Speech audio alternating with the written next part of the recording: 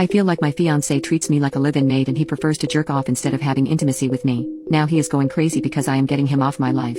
I 26 have been dating my current fiancé Mark, 27, for a little over 7 years now. We are not actually engaged but claim to be because we have dated longer than what he insisted was the dating phase to see if we could really stay together. 4 years. Anyway, for some time now, I would say about 2 years, things have really taken a turn for the hills, especially since the beginning of this year. We both work and go to school full-time, but I am the only one who does the domestic work, takes care of our dog, etc. I work, go to school, come back home, clean, cook, get his stuff ready, walk/feed/play/train our dog, the whole 9 yards. From time to time he would help if I reminded him, asked him or complained enough. This has only begun to get worse as time has passed. I have told him for months on end that I do not feel loved, supported, appreciated, cared for, etc. by him anymore. I try to give everything to him, but there are a lot of times where he only wants to be on his phone, watch TV, or only be half to a third present. For example, he says that he will walk our dog when he gets back from work constantly, but he hasn't for months. He says that he is exhausted from work and school, while saying that he understands where my frustrations are coming from but still does nothing to elevate the burden.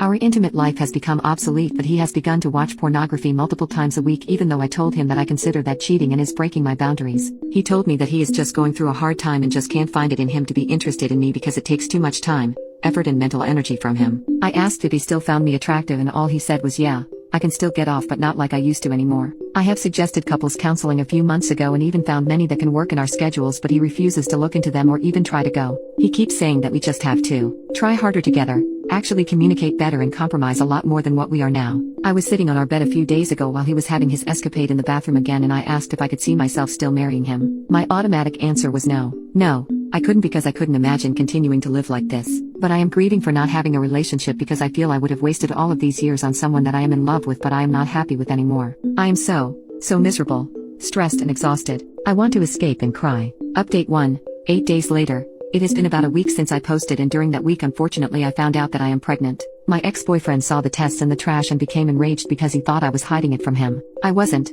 I was just in shock because we both used protection. He told me that raising a child together could have saved us if I wasn't such a selfish bitch. He then accused me of cheating because there was no way I could get pregnant by him if I am on BC. I asked if he was dumb, and that is when things hit the fan. Words were said, hands were thrown, and ultimately my dog bit him and the police were called. We both gave statements and they made him leave the apartment. I am lucky to have some friends in the police department who have checked on me every night since then. I also have some friends who are helping me pack and move so he can have the apartment. I am unsure of what to do with this pregnancy as I have never wanted or have an interest in kids. However, I am thankful that I have friends who will support me no matter what decision I make. I am still in shock at what happened. I have never experienced such fear from my ex-boyfriend as I did at that moment. I don't know how or why things took such a turn for the worse, but they did. I have been thinking and wondering how I have missed the signs and flags for possibly so long. I have even more concerns about my dog. He has never bitten or even tried to bite someone in the 7 years he has been alive, but he did my ex, which brings me even more worry, fear, and anxiety. I have concerns that the county I live in may make me put him down because he is a pit bull mix, but I am hoping that backing from my friends, the police officers of that night,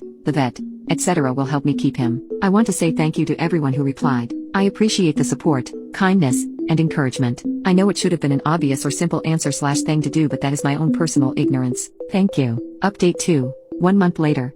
Things have changed in the last month. I have officially moved into my own apartment. My ex and I's last apartment ended up getting destroyed during Hurricane Helene, which I felt was the way of the universe telling me something positive. My dog is with me officially now. He did have to go into quarantine for about a week. They behavior checked him in a lot of situations and he did great on all of them. Fortunately, since there were reports and support for him from friends, vets/vet techs, neighbors, the police, etc., he did not have to be put down. However, he does have to wear a muzzle when out in public spaces around men. He has started to adjust to our new living situation but is doing much better. My pregnancy came and went in a way. Between my ex, dealing with the court/police, moving, the situation with my dog, Hurricane Helene, mental health issues, etc., I did end up miscarriage at 11 weeks 3 days.